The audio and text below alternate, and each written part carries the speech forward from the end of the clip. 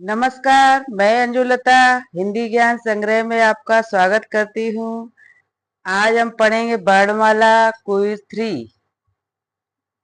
वर्णमाला की और भी वीडियो पड़ी हैं, इसमें आप आगे देखते रहना। प्रश्न संख्या 1।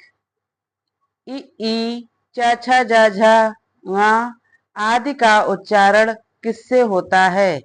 कंठ से, मूर्धन्य से, तालव्य से, ओष्ठ से। प्रश्न संख्या 1 का सही उत्तर है सी, तालव्य।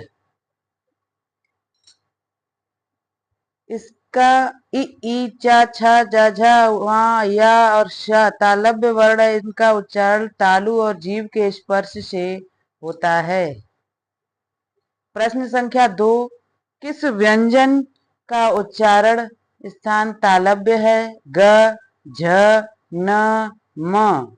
प्रश्न संख्या 2 का सही उत्तर है बी, झा का उच्चारण स्थान तालव्य है।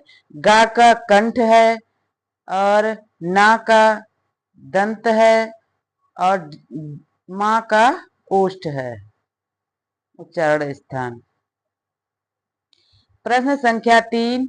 य का उच्चारण स्थान है ओष्ठ, दांत, मूर्धा, तालु।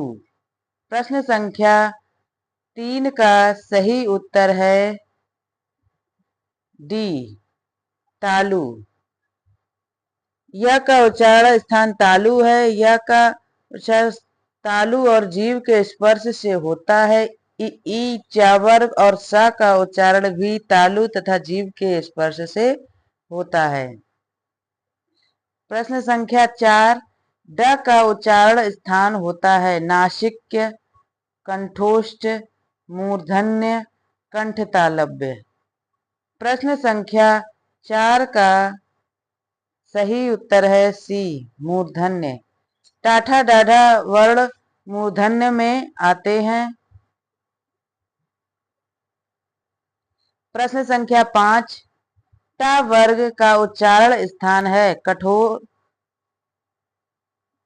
कठोर तालु, यहाँ पर कंठ तालु होगा। ओष्ठ, मूर्धा, दंत।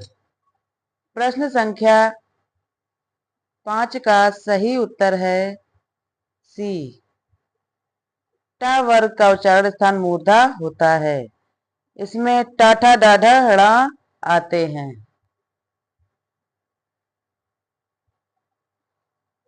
प्रश्न संख्या 6।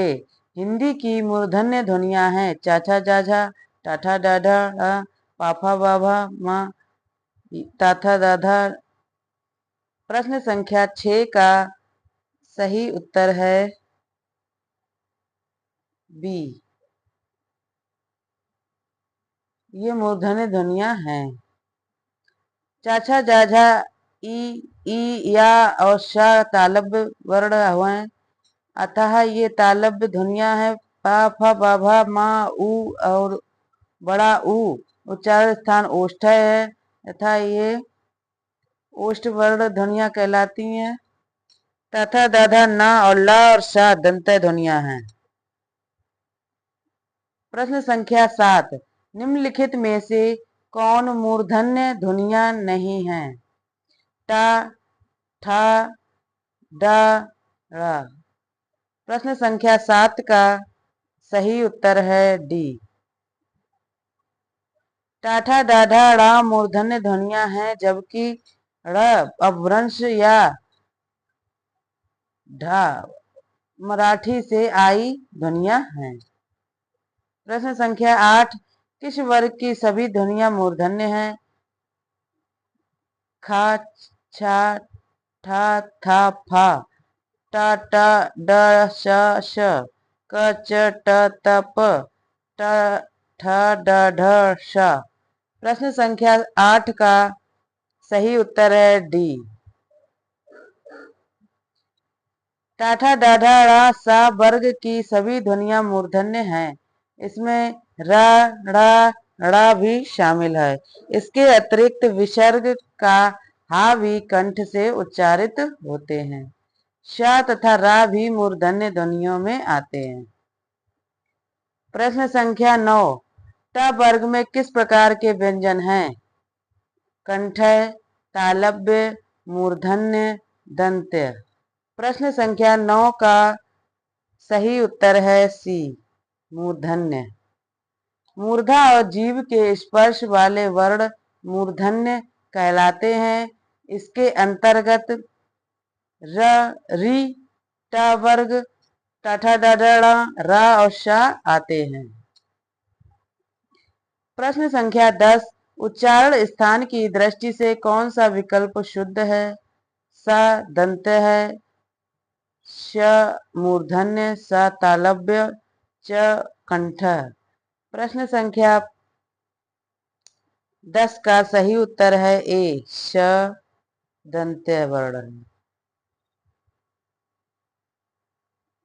और ये सा से सलजम वाला इसको तालु में कहते हैं, इसको तालु में आता है। और सा शरीफा वाला ये शा ट वर्ग में आता है। और च तालु में आता है। प्रश्न संख्या 11, ता वर्ग की ध्वनियों का उच्चारण स्थान है? नासिक्य, दंत्य, मूर्धन्य, तालव्य। प्रश्न संख्या 11 का सही उत्तर है बी, दंत्य। ट वर्ग के सभी वर्ण दंत्य वर्ण कहलाते हैं। इनका उच्चारण स्थान दंत्य है। प्रश्न संख्या 12, था किस वर्ग का व्यंजन है? ओष्ठ, तालव्य, दंत्य, ऊष्म। ता वर्ग के सभी व्यंजन दंत्य वर्ग उसमें आते हैं उच्चारण स्थान में। इसलिए प्रश्न संख्या 12 का सही उत्तर है सी, दंत्य। प्रश्न संख्या 13, निम्न में से दंत्य वर्ण है? ट, च, त, उ। प्रश्न संख्या 13 का सही उत्तर है सी, ट वर्ग तथा दादा ना के सभी वर्ण दंत हैं। प्रश्न संख्या 14, द ध्वनि का उच्चारण स्थान के आधार पर होता है? तालव्य, दंत्य, कंठ, ओष्ठ। प्रश्न संख्या 14 का सही उत्तर है बी, दंत। द ध्वनि उच्चारण स्थान की दृष्टि दंत वर्ग की है। दंत वर्ग के अंतर्गत ता वर्ग तथा ल एवं सा वर्ण आते हैं। प्रश्न संख्या 15, निम्न में से दंत ध्वनि है? ख, च, ल, फ। प्रश्न संख्या 15 का सही उत्तर है सी, ल। दंत्य ध्वनि में आता है और सा भी दंती ध्वनि में आता है। प्रश्न संख्या 16, जिनका उच्चारण ऊपर के दांतों व जीभ लगाने से होता है उसे क्या कहते हैं? प्रश्न संख्या उसे कंठ कहते हैं, दंत कहते हैं, मूर्धन्य कहते हैं, अनुनासिक कहते हैं। प्रश्न संख्या 16 का सही उत्तर है बी, दंत। जिनका उच्चारण ऊपर के दांतों पर जीभ लगाने से होता है उसे दंत्य कहते हैं। इसके अंतर्गत ता वर्ग तथा दादा ना, ला और सा आते हैं। प्रश्न संख्या 17, ओष्ठ्य वर्ण किस विकल्प में हैं? पाफा, बा, भा, म, क, ख, ग, घ, च, ता, था, द, ध, आ, ई, री, विसर्ग। प्रश्न संख्या 17 का सही उत्तर है ए, पाफा, बाभा ओष्ठ्य वर्ण हैं।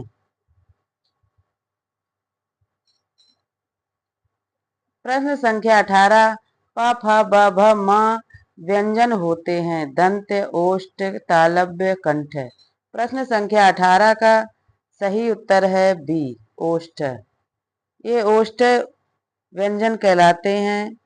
ताथा दादा ना दंत्य व्यंजन है। चाछा जाझा वहाँ तालव्य व्यंजन है। काखा गागड़ा कंठ व्यंजन है। प्रश्न संख्या 19, निम्न में ओष्ठ्य वर्ण कौन सा है? अ, बड़ा आ, ई, उ। प्रश्न संख्या 19 का सही उत्तर है डी। उ और बड़ा उ ओष्ठ्य वर्ण कहलाते हैं। दोनों ओष्ठों के स्पर्श से बोले जाने वाले वर्ण ओष्ठ्य वर्ण कहलाते हैं, जैसे उ, पवर्ग, आ, कंठवर्ण, ई तालव्य वर्ण हैं। प्रश्न संख्या 20, हिंदी की ओष्ठ्य व्यंजन ध्वनि है आ, थ, भ, ज।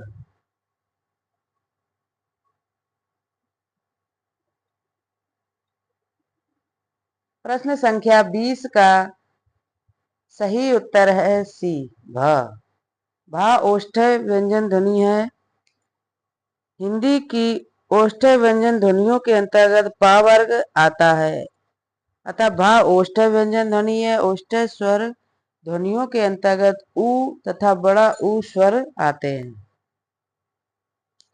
प्रश्न संख्या 21, निम्नलिखित में ओष्ठ्य ध्वनि नहीं है? चम, पा, भ, म। प्रश्न संख्या 21 का सही उत्तर है ए। चा ध्वनि ओष्ठ्य ध्वनि नहीं है, ये तालव्य ध्वनि है।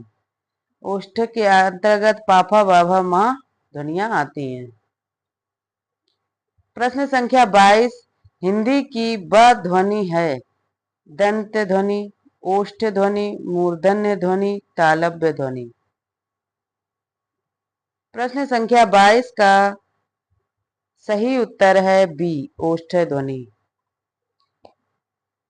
बा ओष्ठ ध्वनि कहलाती है, वस्तुतः पा वर्ग के वर्णों में ओष्ठ ध्वनि माना जाता है।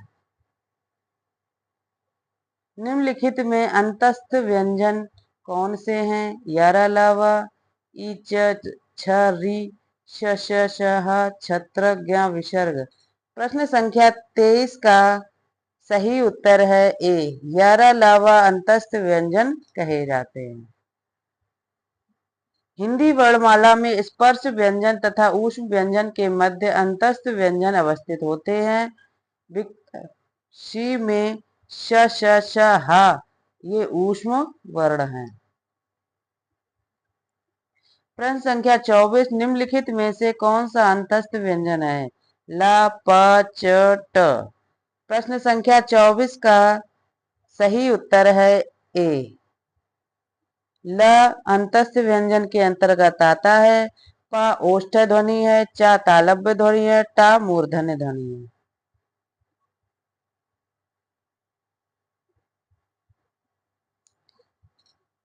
श, हा ये ऊष्म व्यंजन कहे जाते हैं। प्रश्न संख्या 25, इनमें से अंतस्थ वर्ण है व, त, ए, औ। प्रश्न संख्या 25 का सही उत्तर है ए। यारा लावा अंतस्थ वर्ण है। ता वर्ग दंत है। ए कंठ तालु है। औ संयुक्त व्यंजन है, संयुक्त स्वर है।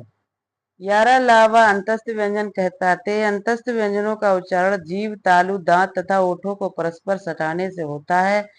हालांकि इनका पूरी तरह से स्पर्श नहीं हो पाता। अंतस्थ व्यंजनों में या था वा को अर्ध स्वर भी कहा जाता है। प्रश्न संख्या 26, इनमें से कौन सी ध्वनि अंतस्थ नहीं है? वा, वा, बा, र, ल। प्रश्न संख्या 26 का सही उत्तर है बी। ब ध्वनि अंतस्थ व्यंजन नहीं है, ये ओष्ठ व्यंजन है। बाकी सभी अंतस्थ व्यंजन के अंतर्गत आते हैं। प्रश्न सभी 23, प्रश्न 27 निम्न में से अर्ध स्वर कहलाता है? य, म, र, ल। प्रश्न संख्या 27 का सही उत्तर है ए। य अर्ध स्वर है। या और वा अर्ध स्वर के अंतर्गत आते हैं। या विशुद्ध अर्ध स्वर है। जबकि वह जैसे वन शब्दों में वस्तुतः घोष संघर्षी है, यद्यपि यह किसी पूर्ववर्ती व्यंजन के साथ उच्चारित होकर अर्ध स्वर बन जाता है। म ओष्ठ ध्वनि है, र अंतस्थ व्यंजन और ला भी अंतस्थ व्यंजन है। प्रश्न संख्या 28 सही कथन चुनिए। या और वह ध्वनियां अर्ध स्वर कहलाती हैं। व्यंजन का उच्चारण बिना स्वर की सहायता से हो सकता है। अवधेश का विग्रह अवधन देश होता है। हिंदी में व्यंजनों की संख्या 60 होती है। प्रश्न संख्या 28 का सही उत्तर है ए। या और वह ध्वनियां अर्ध स्वर कहलाती हैं।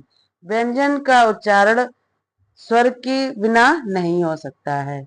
अवधेश का विग्रह अवध धन ईश होता है। हिंदी में व्यंजनों की संख्या 33 होती है। प्रश्न संख्या 29 अंतस्थ व्यंजन है क ख ण श श श य व र छत्र ज्ञ।